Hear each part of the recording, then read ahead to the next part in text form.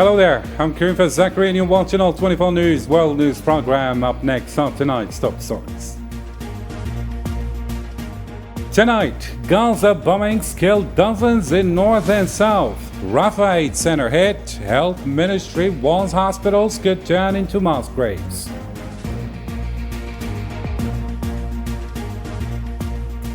Coming up next, Madeline ship nears Gaza despite threats. Maghreb convoy breaks through siege, and Algeria-led initiative eases humanitarian crisis.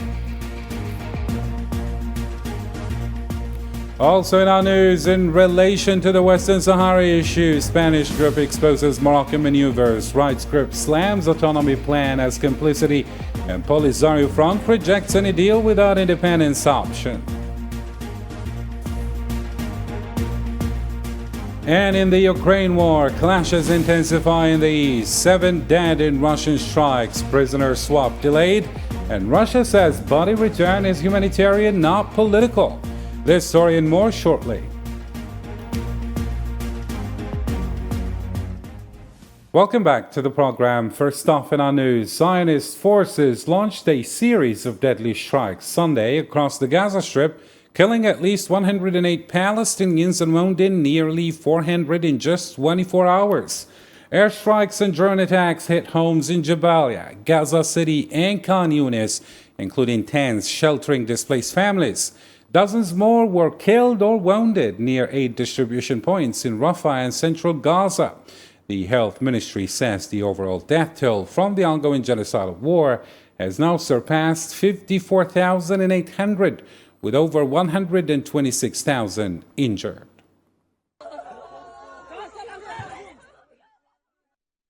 Meanwhile, a top Gaza health official has warned that aid centers in the Strip have become, in his words, death distribution centers.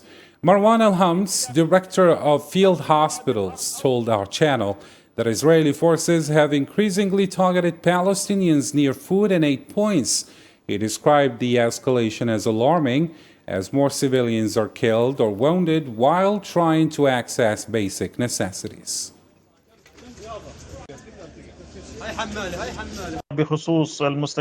Regarding hospitals and the healthcare situation, things are becoming increasingly catastrophic. The continued targeting of the Palestinian people and the ongoing bombardment mean that the flow of wounded and injured individuals to hospitals has not stopped. On top of that, there are many patients already receiving treatment inside the hospitals, even now during what is supposed to be the Eid al-Adha holiday. But for us, there are no holidays. Dozens of injuries and martyrs are arriving at the hospitals. Even the aid distribution centers, which we had hoped would bring relief to the people, have instead become places of death and injury, as if the Israeli occupation has turned these centers into traps, into death zones for the Palestinian people.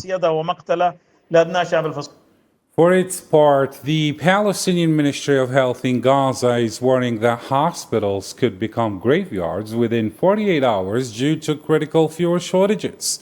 Director Munir El-Bursh says vital medical supplies remain stuck in Arish, while calls grow for urgent aid entry. Officials warned that the shutdown of the Nasser Medical Complex in Khan Yunis would leave 600,000 people without care and put the lives of hundreds of chronically ill patients at risk. The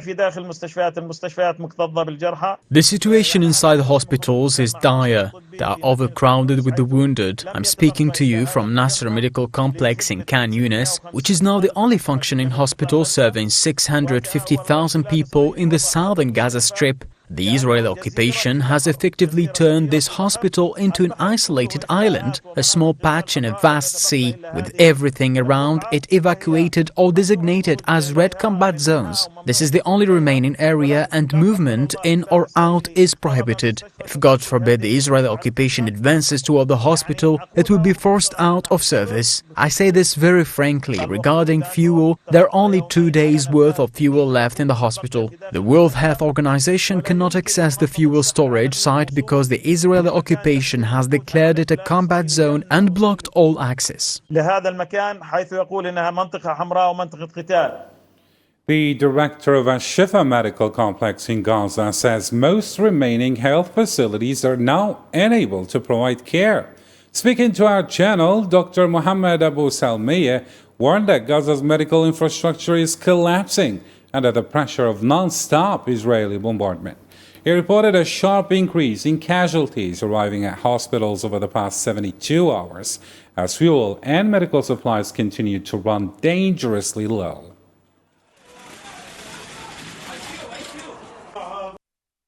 The healthcare situation in the Gaza Strip is catastrophic and tragic in every sense of the word. The health sector is facing multiple crises. First, there is a severe shortage of functioning hospitals due to the shutdown of hospitals in northern Gaza, including the European Hospital and El Amal Hospital, which are now in red zones according to the Israeli military. Only a few hospitals are still operational, and the number of available beds is not sufficient, especially surgical beds and intensive care units, which are experiencing severe shortages. Without fuel, we are on the brink of a real disaster. In just a few hours, the remaining fuel stock will run out, and hospitals will no longer be able to operate. Without electricity, they will turn into mass graves. In another development in Gaza still, the Freedom Flotilla ship Madeline is approaching the Strip, according to the international community, to break the siege. The vessel, carrying 12 pro-Palestinian activists, has crossed areas off Egypt's coast. European Parliament member Rima Hassan called the coming hours critical and difficult, as the occupation military has threatened to stop the ship if it attempts to dock. The activists say their mission is a peaceful stand against the ongoing blockade on Gaza. So we're here on board the Madeline to break the siege of Gaza and to create a people's humanitarian corridor. And we just received some very weird news that according to our tracker, we are no longer 162 nautical miles from Gaza, which is where we are. But according to him, we are on Jordan Airport. And we know what that means. When they start jamming our communication, when they start messing with our devices, it means that they are preparing for an interception or an attack. And we all heard the Israeli media saying that they confirmed the unit S-13 of IOF Special Forces. So they're preparing to commit a war crime. And on a related note, a humanitarian convoy has departed Algeria, heading toward the Rafah crossing to break the blockade on Gaza. Over 200 participants, diplomats, lawmakers, and activists are part of the mission, carrying symbolic aid and a clear message against the ongoing Zionist assault. The Algerian initiative will join similar convoys from Tunisia and Libya. Meanwhile, Tunisia's Joint Action Committee announced the launch of the Maghreb Steadfastness Convoy on Monday, with thousands of volunteers from across North Africa preparing to march in solidarity with Palestinians.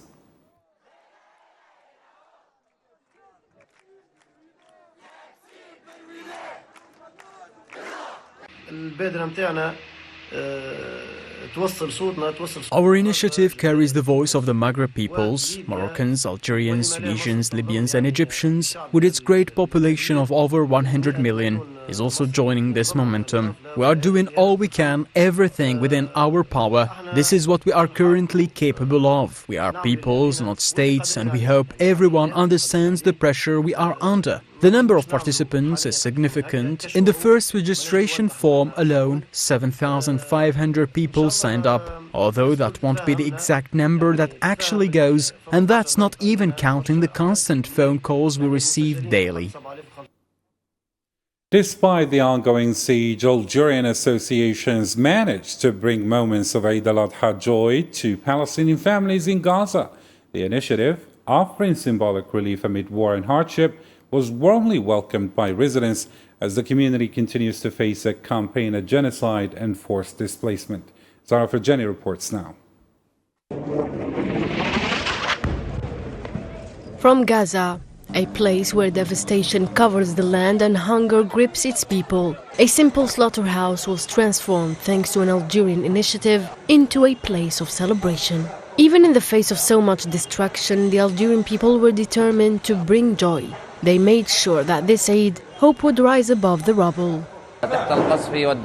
Under constant bombardment and widespread destruction, the people of Algeria insisted on offering these donations and sacrifices as a way to stand in solidarity with the Palestinian people, a people for whom even a simple meal has become soaked in blood. These offerings come in response to the severe hunger, thirst and overwhelming needs of our brothers and sisters in Gaza.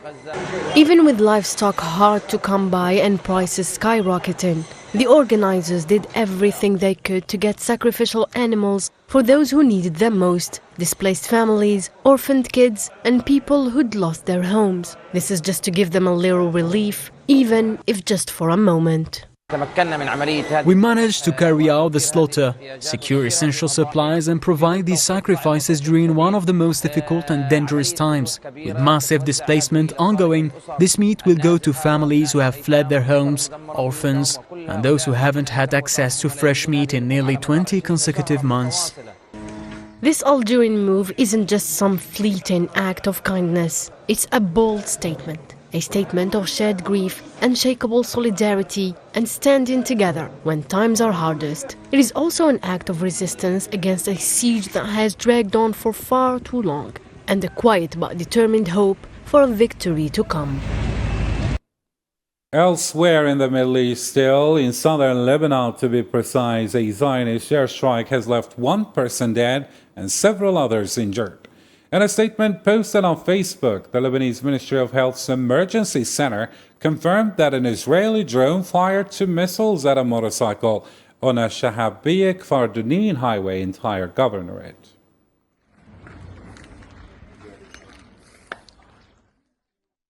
To another regional development now. In Spain, the Coordination of Farmers and Livestock Organizations has denounced Morocco's continued plunder of Sahrawi resources.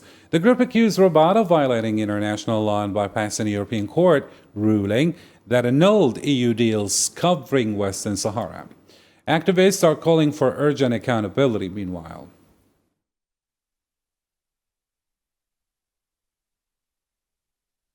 Cherry tomatoes, melons, and even seafood produced near Dakhla by brands like Azura are labeled and marketed across Europe as originating from Morocco, despite originating in occupied Western Sahara. It's a clear attempt to dodge the European Court's decision. In the same context, the international organization Don't Forget Western Sahara, based in Switzerland, has strongly condemned the disinformation campaign led by the Moroccan occupation. The group criticized a recent article in Spain's La Vanguardia accusing it of whitewashing Morocco's actions and supporting the Spanish government's stance against international law.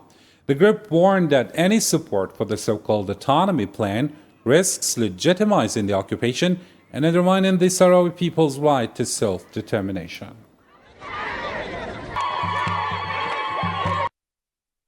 La Vanguardia disguises Spain's betrayal of the Sahrawi people as geopolitical analysis, repeating Morocco's narrative while ignoring repression and the blocked UN-backed referendum. The UN has never recognized Moroccan sovereignty or endorsed autonomy as a solution. Calling it a compromise is misleading. At best, it accepts occupation. At worst, it enables it.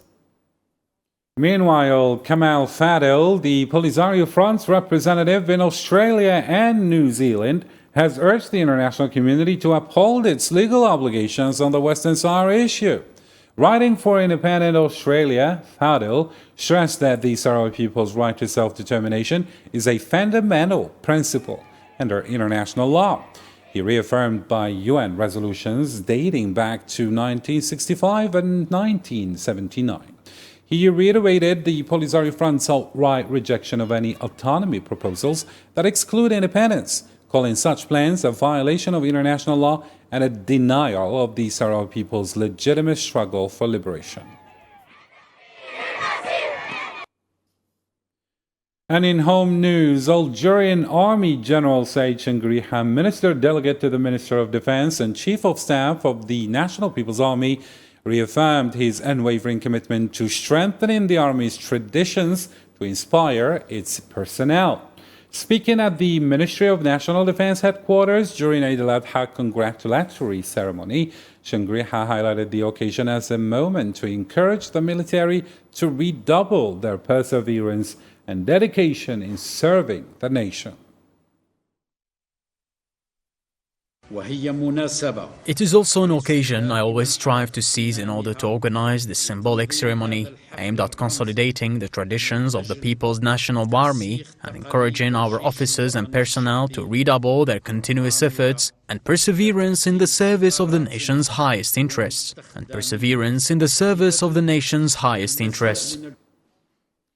In Libya, Prime Minister Abdulhamid Dbeiba of the Government of National Unity underscored the critical need to advance national efforts toward comprehensive reconciliation.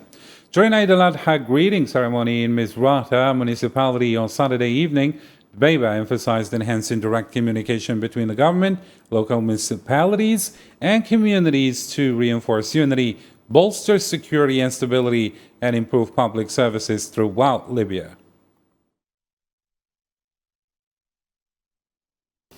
In Libya still, the military prosecutor of Libya's western coast ordered an investigation on Saturday into crimes linked to recent clashes in Misrata, west of Tripoli.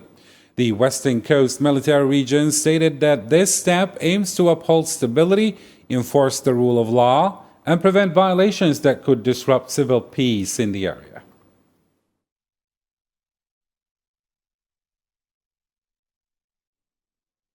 Moving on, in Africa still, the Sudanese army announced Sunday it has taken control of Dahleib city in South Kordofan, pushing back the rebel Rapid Support Forces. With support from the General Intelligence Service, government troops are closing in on breaking the siege of El Fasher in North Darfur. Meanwhile, Sudan's new Prime Minister, Camille Idris, declared the war is nearing its end, praising the army's steady advances and calling for nationwide support in this war of dignity. Idris sent a clear signal to the international community: Sudan's armed forces remain strong, determined, and ready to restore peace across the country. Moving on to Eastern Europe now, the cycle of mutual attacks is intensifying and escalating along the Eastern Front between Moscow and Kiev. Tensions have been further aggravated by Ukraine's official postponement of the prisoner exchange process until next week. Meanwhile, Russia denies politicizing the initiative to return the bodies of the deceased. These developments bring both sides dangerously close to returning to square one, threatening to derail ongoing negotiation efforts. Let's get the details with Yasin Erekti now. Another bloody weekend in the Russia-Ukraine war. Ukrainian officials say Russian strikes killed 7 civilians in Donetsk and Kharkiv, with over 50 attacks in just one day. Russia, for its part, claims it's pushed ahead, seizing Zaria in Donetsk. Meanwhile, Moscow shut down 2 major airports after a heavy drone barrage from Ukraine. Russian forces say they shot down 131 drones, many deep behind the lines, before striking back at what they call Ukrainian drone depots. We think, and we have our analytics that we destroyed 34% of their strategic air jets. They knew exactly where to hit, and they did it exactly what was in their idea, step by step. They did very clear this operation. At another front, a planned prisoner swap was called off, with both sides pointing fingers. Ukraine claimed Russia was using dishonest tactics, while Moscow said it was because Kyiv didn't officially respond. Currently, in just 1 hour, repatriation trains are also starting to move, which also contain the corpses of military personnel in order to fulfill the promise of the Russian side, which we made to the Ukrainians during the negotiations in Istanbul, namely to return more than 6,000 corpses found in the area of the special military operation. For his part, President Zelensky warned that delays could not be tolerated, calling for tougher G7-level sanctions and reaffirming Ukraine's intention to strike inside Russian territory if necessary. We have to prepare such plans, and we are not stopping. We have to prepare such plans because Russia can't, because we don't really know if they will stop this war. They don't want. They don't want to stop the war. As fighting escalates and blames are being traded by the conflicting parties, Brazil's President Lula da Silva floated a fresh peace plan, a UN-led mediation group with neutral countries to find a way out of the war. The United Nations can play a key role in this issue again. The UN Secretary-General should propose a group of friends to both Ukrainian President Volodymyr Zelensky and Russian President Vladimir Putin to talk to them and hear the relevant facts from them, then build an alternative. What I propose is to create a committee of countries not involved in the war to talk to Zelensky and Putin. Neither side will get what they want, but they can get what is possible. Neither 100% of Zelensky's position nor 100% of Putin's position. Even as Brazil threw a new peace plan into the ring, one question hangs in the air. Are we chasing a ceasefire or just settling in for a war that's here to stay? Elsewhere in Europe, voting got underway Sunday in Italy on a referendum that could ease citizenship rules and strengthen labor protections. Backed by NGOs, the measure seeks to cut residency requirements for non-EU residents from 10 years down to 5. But Prime Minister Giorgia Meloni stands firmly against it, with a right-wing party, Fratelli d'Italia, focused on cracking down on illegal immigration. I am hoping that many people will show up at this referendum. Whether they want to vote yes or no doesn't matter. What matters is that they show up and they take advantage of their right and privilege. I hope people go out and vote, and that the winner is the one chosen by the people. But for me, the most important thing is encouraging participation, because that's the heart of democracy, and without it, democracy fades. All the way to the United States now, U.S. President Donald Trump ordered 2,000 National Guard troops deployed to Los Angeles Saturday, responding to ongoing clashes between federal agents and protesters. The demonstrations erupted over immigration and customs enforcement raids targeting undocumented immigrants. On his Truth Social platform, Trump warned the federal government may step in further to restore order amid escalating tensions, underscoring the growing national divide over immigration enforcement policies. In the wake of this violence, California's feckless Democrat leaders have completely abdicated their responsibility to protect their citizens. That is why President Trump has signed a presidential memorandum deploying 2,000 National Guardsmen to address the lawlessness that has been allowed to fester. In USA still, President Donald Trump has issued a sharp warning to Elon Musk, threatening very severe consequences. In a phone interview with NBC News, Trump said Musk would have to pay a price if he funds Democratic candidates opposing Republicans who backed the GOP's omnibus budget bill. Trump also made it clear there is no chance of repairing their relationship anytime soon after the recent fallout, signaling a deepening rift between the two high-profile figures. Honestly, I've been so busy working on China, working on Russia, working on Iran, working on so many that I'm not thinking about it. It's time to catch up on other news stories in the News in Brief.